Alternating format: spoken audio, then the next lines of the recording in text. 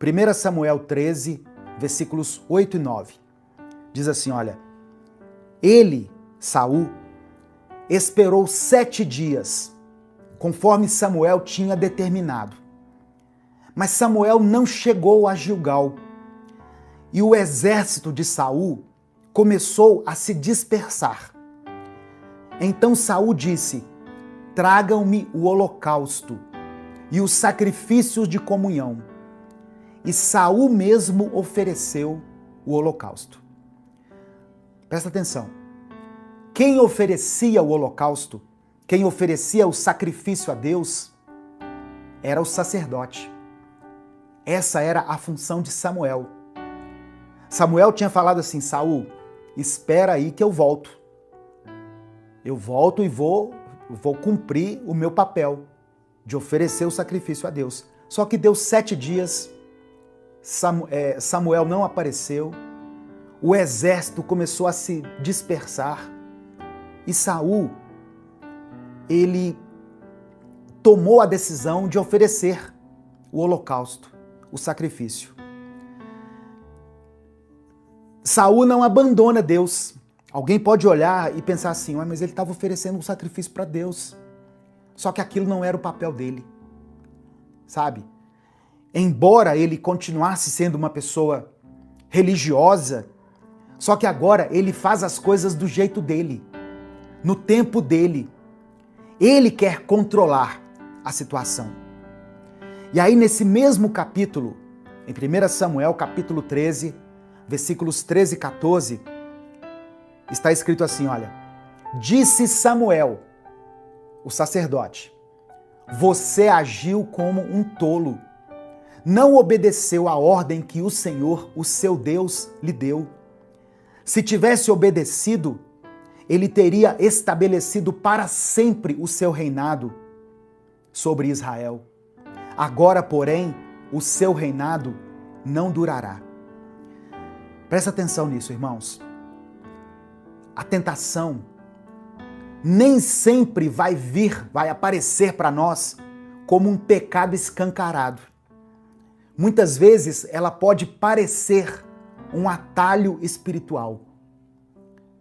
A tentação nem sempre vem como um pecado escancarado, explícito. Muitas vezes ela vem como um atalho espiritual.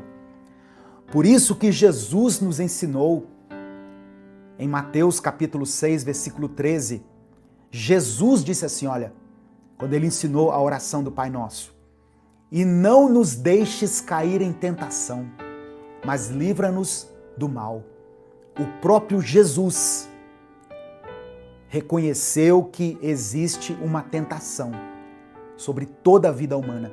Inclusive o próprio Jesus foi tentado. Lembra que o Espírito conduziu Jesus ao deserto para que ele fosse tentado?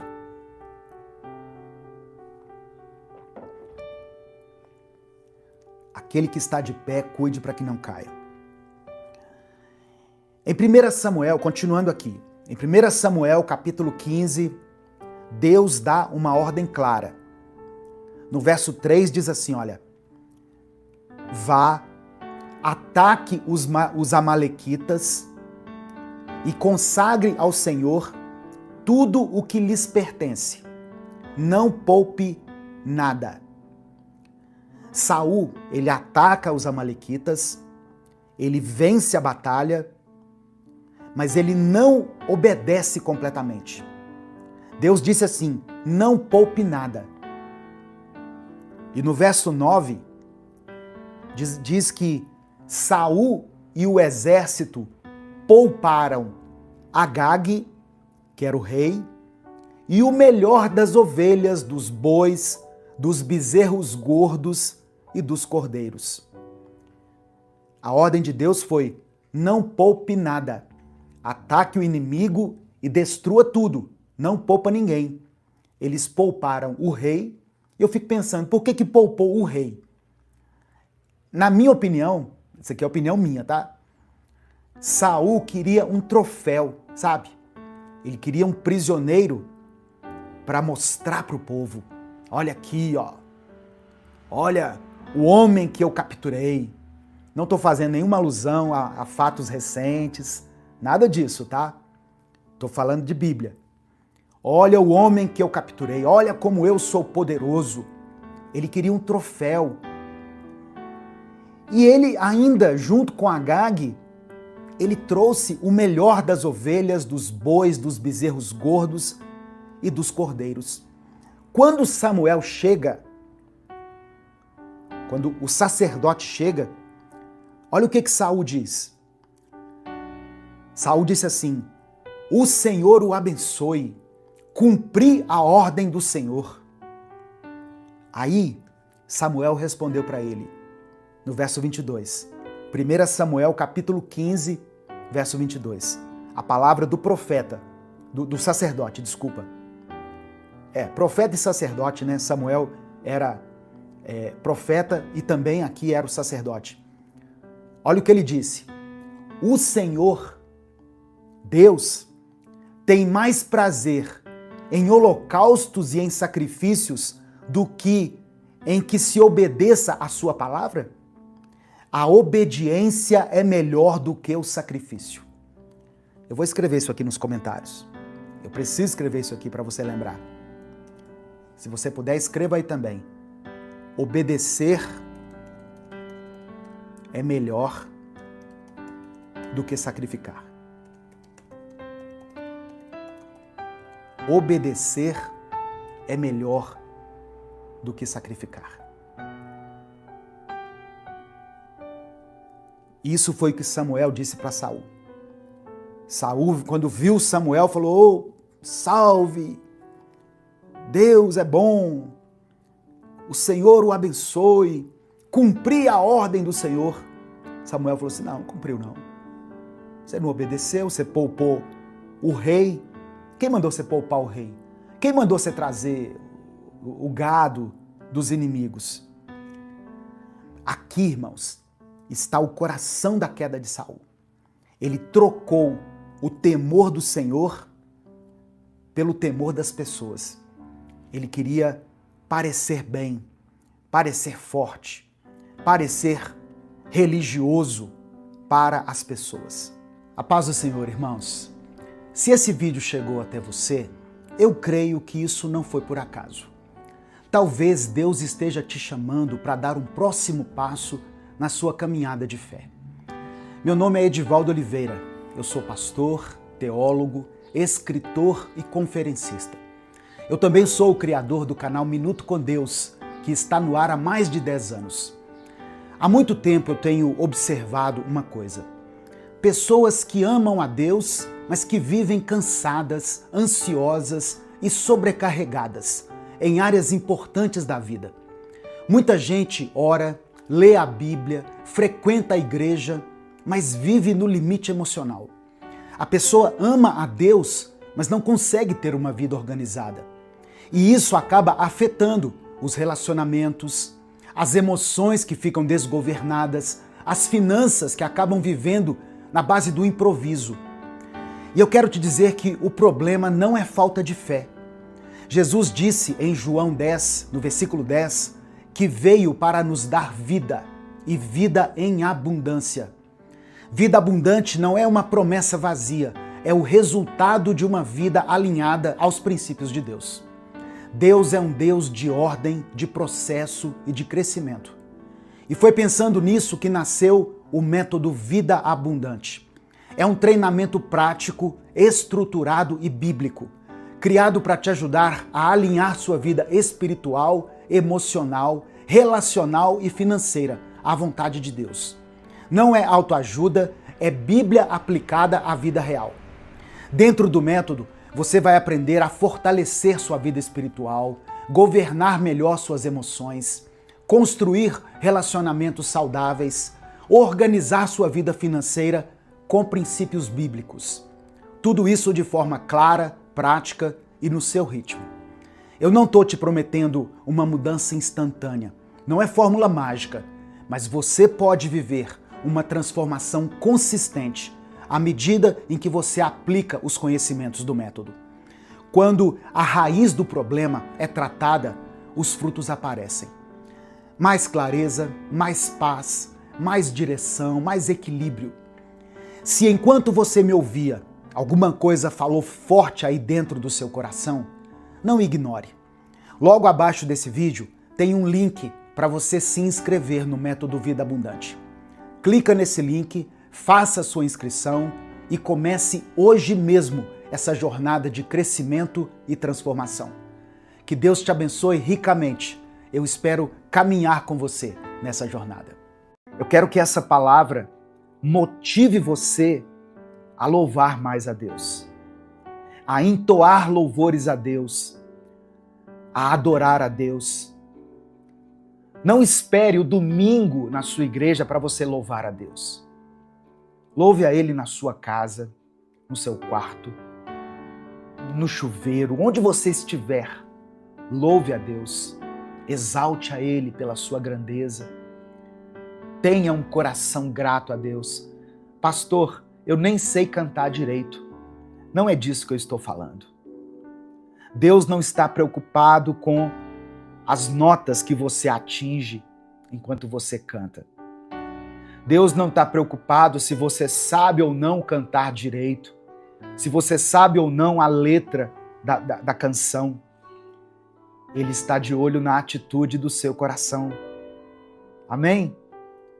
Ele está de olho na atitude do seu coração.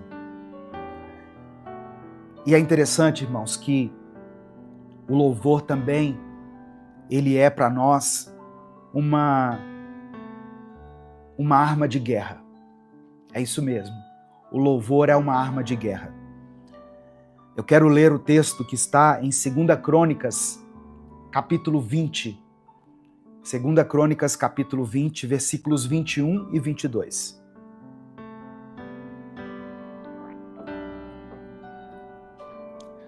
Diz assim: depois de se aconselhar com o povo, Josafá designou os que deveriam cantar ao Senhor. Israel estava aqui no meio de uma batalha, cercados pelos inimigos. O rei Josafá, depois de orar, de jejuar, de se aconselhar com as pessoas, ele chamou para a guerra o grupo de louvor. Ele chamou cantores, tocadores, e o texto diz que, vestidos de ornamentos sagrados e marchando à frente do exército, deveriam louvar a Deus, dizendo: deem graças ao Senhor, porque a sua misericórdia dura para sempre.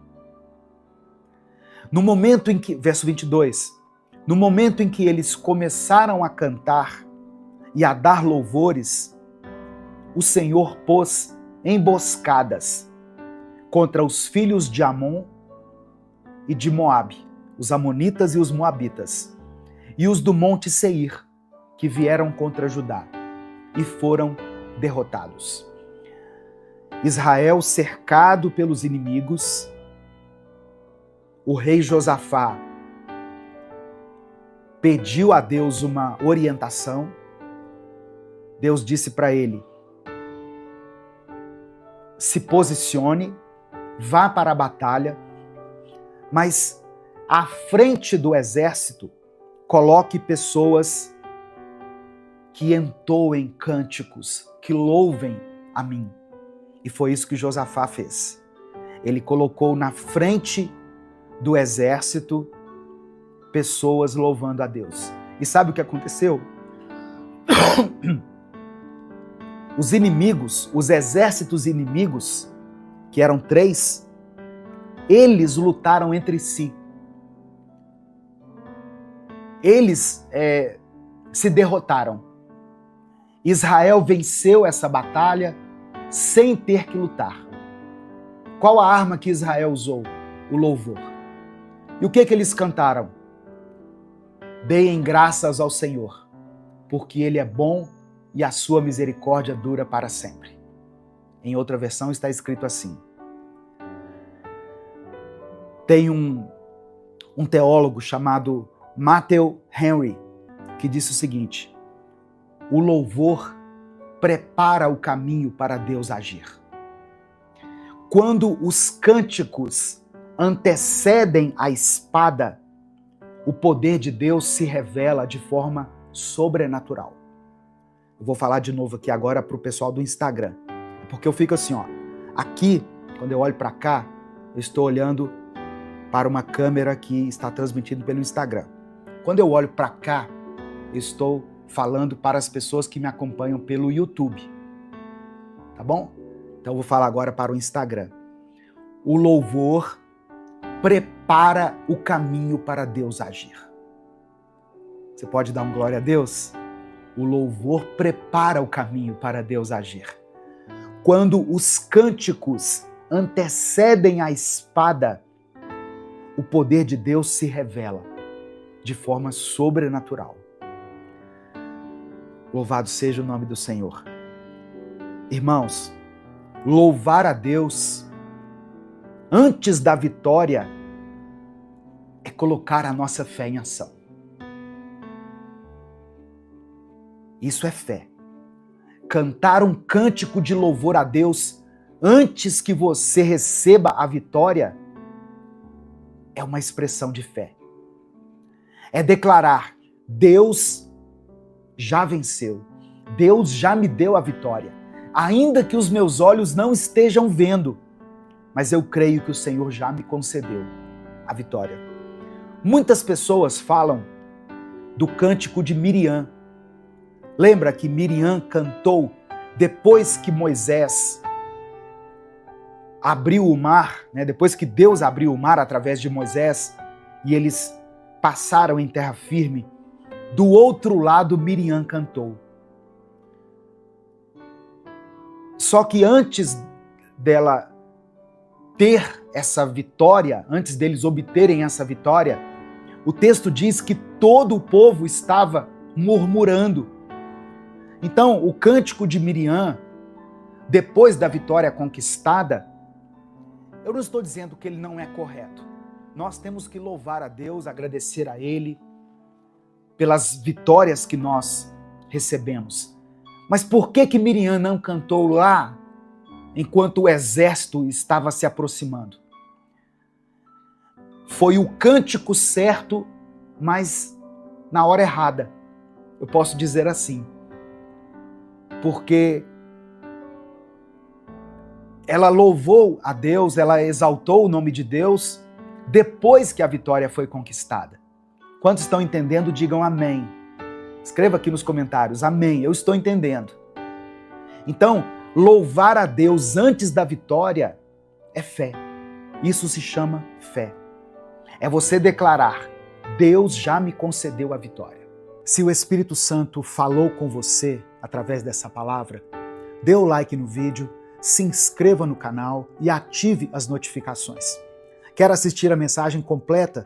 Clique aqui no link que está na descrição do vídeo. Que Deus abençoe a sua vida em nome de Jesus. Um escritor chamado John Stott escreveu o seguinte: o maior cuidado de um líder é cuidar de si mesmo, para não se tornar um pastor negligente. Um líder é aquele que guia, alimenta e protege o rebanho, mesmo às custas de sua própria vida. Então, essa é a imagem que Jesus nos deixa, o bom pastor, que dá a sua vida por nós. Jesus é essa figura que nos guia com amor, que nos protege dos perigos espirituais e que garante que nós não sejamos dispersos. Quando Jesus se declara como o bom pastor, em João capítulo 10, versículo 11, ele está revelando a sua profunda missão de cuidar, de proteger e de guiar o seu povo. Jesus não foi e não é como os líderes negligentes que Deus está denunciando aqui através do profeta Ezequiel. Pelo contrário, ele está disposto a dar a sua própria vida para que nós, que somos ovelhas de Cristo, possamos ter vida em abundância. João capítulo 10, versículo 10. O ladrão vem para roubar, matar e destruir. Eu vim para que tenham vida e a tenham em abundância.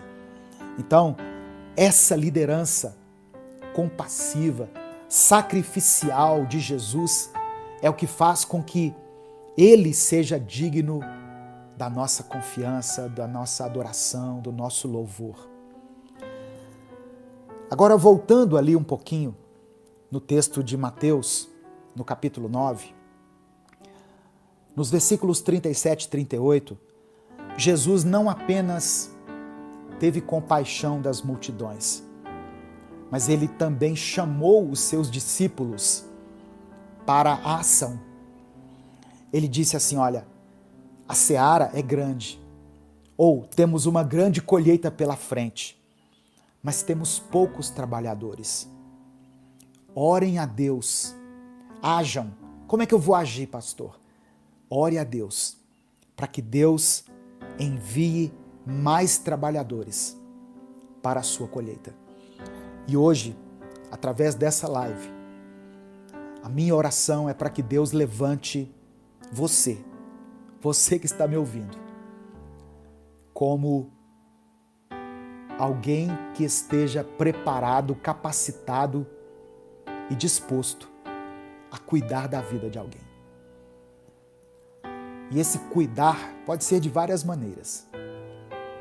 Tem pessoas que cuidam através de conselhos, tem pessoas que cuidam através de sustento. Talvez você tenha a oportunidade de abençoar a vida de alguém. Tem pessoas que cuidam através da palavra, ministrando a palavra para essa pessoa. Tem pessoas que cuidam através da oração. Se eu estou aqui hoje, é porque um dia alguém orou por mim. Alguém orou pela minha vida.